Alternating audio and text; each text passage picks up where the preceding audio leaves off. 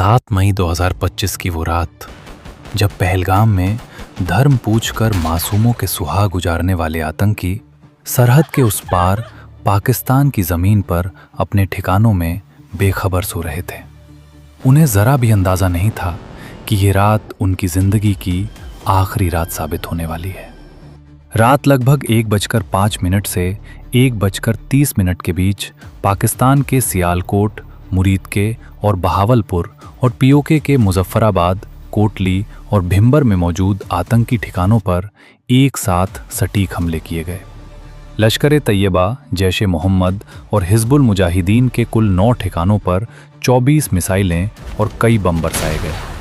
कुछ ही पलों में आतंक के ये अड्डे धुएं और राख में बदल गए, मानो उनका नामो निशान मिटा दिया गया हो।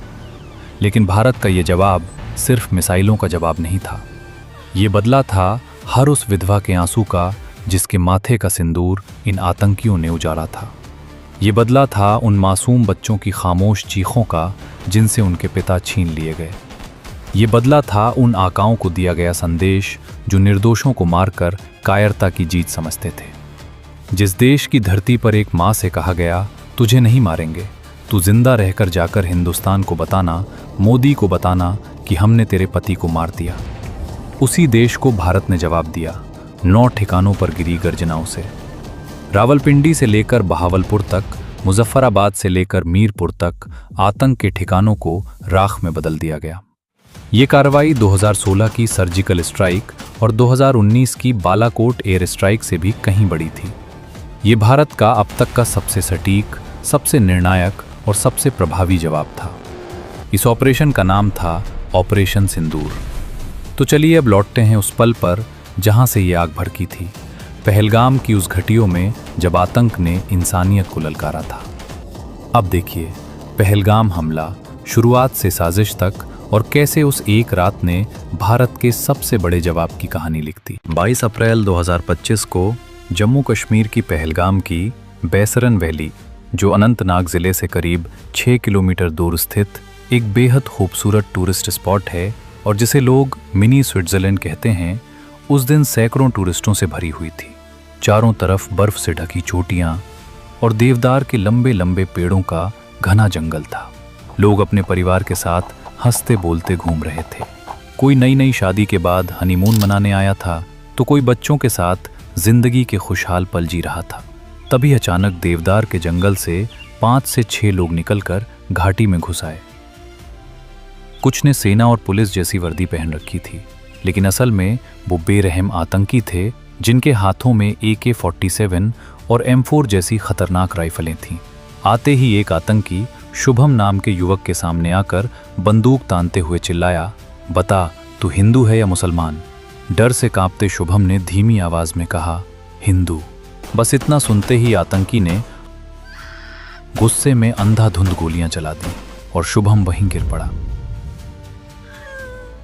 उसकी पत्नी चीखते हुए बोली, बचाओ, मेरे पति को बचाओ। लेकिन आतंकियों ने पूरी घाटी में फैलकर हिंदुओं को निशाना बनाना शुरू कर दिया। थोड़ी दूर इंडियन नेवी के लेफ्टिनेंट विनय नरवाल अपनी नई नवेली दुल्हन हिमांशी के साथ खड़े थे, जिनकी शादी को सिर्फ 6 दिन हुए थे। एक आतंकी ने उनसे नाम और धर्म पूछा। विनय ने कहा, हिंदू, और अगले ही पल गोली चल गई। हिमांशी रोते हुए अपने पति की लाश से लिपट कर कहती रही, विनय उठो, प्लीज उठो। चारों तरफ गोलियों की गूंज से घाटी कांप रही थी। कुछ लोग पेड़ों के पीछे छिप रहे थे, तो कुछ अपने बच्चों को लेकर भागने की कोशिश कर रहे थे। अमेरिका में काम करने वाले कोलकाता के बिटान अधिकारी अपनी पत्नी सोहिनी और 3 साल के बेटे का हाथ पकड़कर भागे, तो आतंकियों ने उन्हें घेर लिया और ये जानकर कि बिटान हिंदू है, उसकी पत्नी और बेटे के सामने ही उसे गोलियों से भून दिया। तभी एक खून से सना आतंकी लोगों के सामने आकर चिल्लाया, सारे हिंदू एक तरफ हो जाओ, मुसलमान एक तरफ। लोग डर से सन्न रह गए और फिर आतंकियों ने एक एक करके पूछा, क्या तुम हिंदू हो? जिसने भी हाँ कहा उसे गोली मार दी गई। कुछ लोगों से कलमा पढ़ने को कहा गया और जो नहीं पढ़ पाए उन्हें भी मार दिया गया। पल्लवी के पति मंजूनाथ को भी धर्म पूछकर गोली मार दी गई। तो पल्लवी रोते हुए बोली, मुझे भी मार दो, मैं अब जीकर क्या करूंगी? इस पर एक आतंकी हंसते हुए बोला, जा, तुझे नहीं मारते, मोदी को जाकर बता देना। करीब 20 लोग मारे जा चुके थे। इसके बाद आतंकियों ने मर्दों को लाइन में खड़ा कर उनका खतना चेक किया और जिनका खतना नहीं था उन्हें गोली मार दी गई। घाटी में सिर्फ बच्चों के रोने की आवाजें, महिलाओं की चीखें और लाशों पर बहता खून रह गया। इसी बीच घोड़ा चलाने वाला आदिल हुसैन एक हिंदू टूरिस्ट को लेकर आ रहा था। आतंकियों ने टूरिस्ट पर निशाना साधा तो आदिल ने अपनी जान की परवाह किए बिना चिल्लाते हुए कहा, इसे मत मारो, मुझे मार दो, और एक आतंकी से राइफल छीनने की कोशिश की। लेकिन अकेला आदिल आतंकियों के सामने टिक नहीं पाया और गोलियों की बौछार में उसकी भी जान चली गई। आदिल चाहता तो अपनी जान बचा सकता था, लेकिन उसने धर्म से ऊपर इंसानियत को चुना। उधर आतंकी अपने शरीर पर लगे कैमरों से पूरे नरसंहार की रिकॉर्डिंग कर रहे थे। मरे हुए लोगों के पास खड़े होकर हंसते हुए सेल्फी ले रहे थे और जब उन्हें कोई और गैर मुस्लिम मर्द नहीं मिला तो मरे हुए लोगों पर भी दोबारा गोलियां चला दी। करीब 300 राउंड फायरिंग के बाद वो घाटी छोड़कर भाग निकले। इस हमले में 26 निर्दोष लोगों की जान चली गई और करीब 20 लोग घायल हुए। ये जम्मू कश्मीर के इतिहास के सबसे खौफनाक आतंकी हमलों में से एक था, जिसमें खुलेआम धर्म पूछकर लोगों को मारा गया। और जैसे ही इस हमले की खबर मीडिया में फैली, पूरा देश सन्न रह गया। लेकिन पहलगाम का हमला बाकी सभी आतंकी वारदातों से बिल्कुल अलग था, क्योंकि इस बार आतंकियों ने इंसानियत की सारी हदें पार कर दी थीं और धर्म के नाम पर की गई इन बेरहम हत्याओं ने पूरे देश की सहनशक्ति को तोड़ दिया था। दूसरी ओर पाकिस्तान हमेशा की तरह अपने पुराने ढर्रे पर चल पड़ा। कभी इन आतंकियों को आज़ादी की लड़ाई लड़ने वाले हंसाने लगा तो कभी इस हमले का ठीकरा भारत पर ही फोड़ने की कोशिश करने लगा। लेकिन इस बार भारत सरकार ने सिर्फ बयान देने के बजाय ठोस कदम उठाने का मन बना लिया और सबसे पहले डिप्लोमेटिक स्तर पर ऐसे फैसले लिए गए जो पहले कभी नहीं हुए थे। भारत ने सिंधु जल समझौते को निलंबित कर दिया, जिससे पाकिस्तान की खेती और जीवन रेखा मानी जाने वाली नदियों के पानी पर सीधा असर पड़ सकता था और ज़रूरत पड़ने पर पानी रोका या अचानक छोड़ा भी जा सकता था। इसके साथ ही अटारी बॉर्डर बंद कर दिया गया, वीज़ा सुविधाएं रद्द कर दी गईं और पाकिस्तान से जुड़े कई और कड़े फैसले लागू किए गए। भारत में पाकिस्तानी कलाकारों, खिलाड़ियों, मीडिया संस्थानों और सरकारी सोशल मीडिया अकाउंट्स पर रोक लगा दी गई और OTT प्लेटफॉर्म से भी पाकिस्तानी फिल्में, शो और गाने हटवा दिए गए। साफ था कि भारत इस बार पाकिस्तान के प्रायोजित आतंकवाद पर हमेशा के लिए रोक लगाना चाहता है। इसलिए एक तरफ अंतर्राष्ट्रीय मंचों पर पाकिस्तान को अलग थलग करने की तैयारी चल रही थी, तो दूसरी तरफ आतंकियों के खिलाफ सैन्य कार्रवाई को लेकर लगातार उच्च स्तरीय बैठकों का दौर चल रहा था। प्रधानमंत्री नरेंद्र मोदी पहले ही सार्वजनिक मंच से कह चुके थे कि इस हमले के दोषियों और इसकी साजिश रचने वालों को उनकी सोच से कहीं बड़ी सजा मिलेगी। और 2016 की सर्जिकल स्ट्राइक व 2019 की बालाकोट एयर स्ट्राइक के बाद पाकिस्तान भी जान चुका था कि भारत जरूरत पड़ने पर सैन्य जवाब देने से पीछे नहीं हटता। इसी डर के कारण पहलगाम हमले के बाद पाकिस्तान को ये आशंका सता रही थी कि इस बार भी भारत की तरफ से करारा जवाब जरूर आएगा। लेकिन भारत सरकार अच्छी तरह समझ चुकी थी कि पाकिस्तान किसी जवाबी कार्रवाई के इंतजार में बैठा है। इसलिए इस बार सीधा वार करने के बजाय पहले उसे रणनीति के जाल में उलझाया गया। 6 मई 2025 को भारत ने देश के 244 इलाकों में बड़े पैमाने पर मॉक ड्रिल की घोषणा कर दी और ये संदेश दिया गया कि 1971 के बाद पहली बार इतनी बड़ी तैयारी की जा रही है। बाहर से देखने पर ऐसा लगा जैसे भारत किसी बड़े युद्ध की तैयारी कर रहा हो।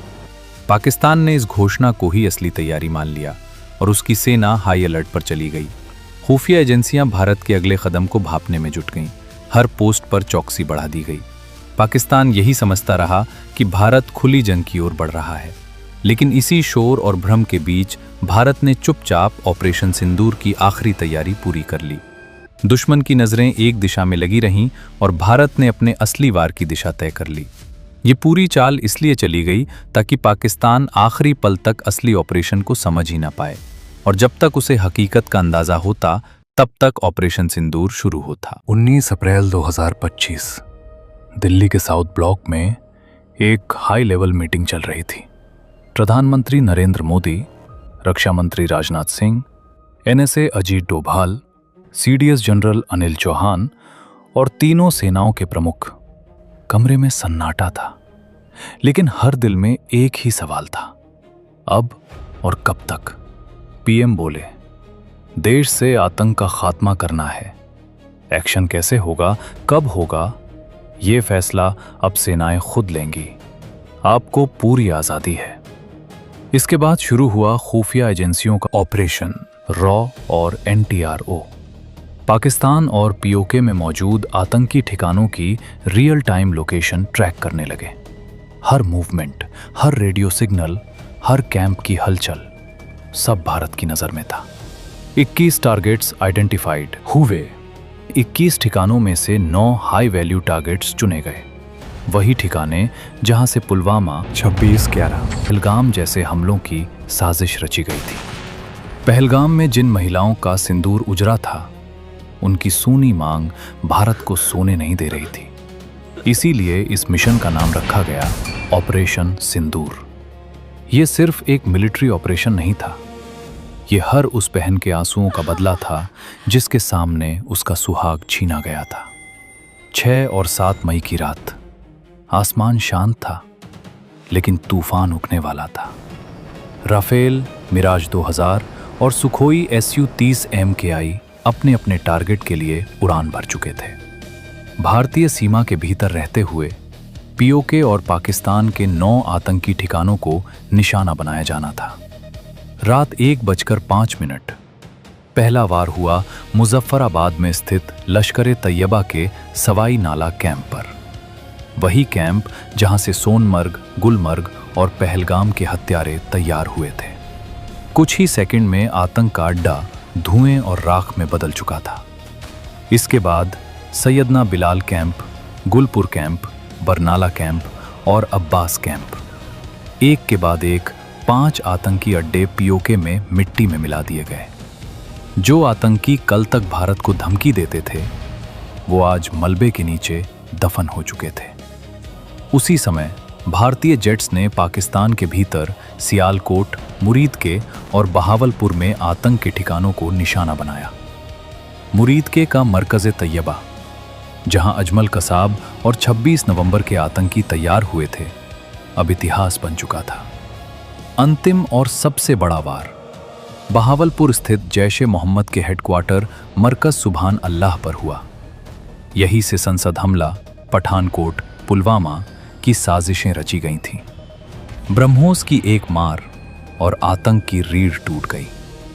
सिर्फ 25 मिनट में आतंक के 9 अड्डे तबाह, 100 से ज्यादा आतंकी ढेर हो चुके थी। जहां इस ऑपरेशन में जैश के सरगना मसूद अजहर का भाई और इंडियन एयरलाइंस IC-814 की हाईजैकिंग का मास्टरमाइंड अब्दुल रौफ अजहर मारा गया, तो वहीं उसके 2 ब्रदर इन लॉ और जैश के टॉप कमांडर मोहम्मद यूसुफ अजहर उर्फ उस्ताद जी और हफीज मोहम्मद जमील, ये दोनों भी मारे गए। इसके अलावा लश्कर के भी 2 बड़े कमांडर खालिद और मुदस्सर खादियान खास भी ढेर हो गए। इस ऑपरेशन सिंदूर से जैश के सरगना मसूद अजहर का इतना बुरा हाल था कि जब इस हमले में उसके 10 रिश्तेदार और 4 करीबी मारे गए, तो उसे इतनी चोट पहुंची कि उसे ये कहना पड़ा कि काश इस हमले में मैं भी इन लोगों के साथ मारा जाता। ऑपरेशन के कुछ घंटों बाद भारत ने दुनिया को संदेश दिया। एक मुस्लिम महिला अफसर और एक हिंदू महिला अफसर एक साथ खड़ी थी मंच पर। यह सिर्फ प्रेस कॉन्फ्रेंस नहीं थी, यह पाकिस्तान की कट्टर सोच के मुंह पर एक करारा तमाचा था। 12 मई की रात प्रधानमंत्री नरेंद्र मोदी देश को संबोधित करते हैं। हमारी बहनों का सिंदूर उजाड़ा गया था, इसलिए हमने आतंक के हेडक्वार्टर उजाड़ दिए। टेरर और टॉक साथ नहीं चल सकते, पानी और खून एक साथ नहीं बह सकते। अगर पाकिस्तान से बात होगी तो वो सिर्फ आतंकवाद और POK पर होगी। प्रधानमंत्री की ये स्पीच और भारतीय सेनाओं का ऑपरेशन सिंदूर इस बात का ऐलान है कि अब भारत ने पाकिस्तान स्पॉन्सर्ड टेररिज्म के खिलाफ एक नई रेखा खींच दी है। अब देखने वाली बात यह होगी कि पाकिस्तान उस रेखा को समझता है या नहीं। अगर उसकी सरकार और सेना ने अब भी आतंकवाद को पालना पसना जारी रखा, तो वो दिन दूर नहीं जब यही आतंकवाद पाकिस्तान को ही खत्म कर देगा।